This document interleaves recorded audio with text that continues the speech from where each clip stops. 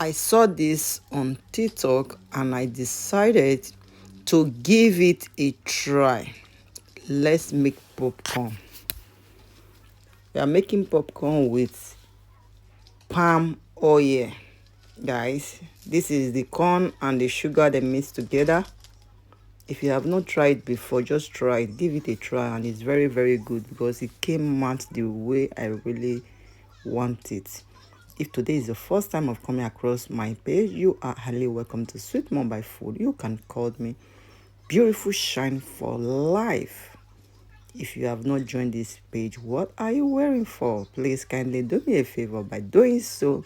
Like and share my video. You will enjoy it. We do a lot of things here.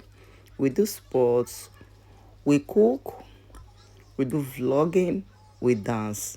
Guys, we eat as well. So as you can see, my popcorn, I just added oil popcorn, and here we are. It is pumping out. Sometimes when I see something, I just want to try it. I love trying things, and they are really coming out the way I really, really love to see.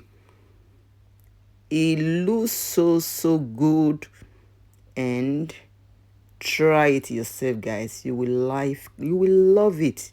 I saw it on TikTok and I said, could oil do popcorn?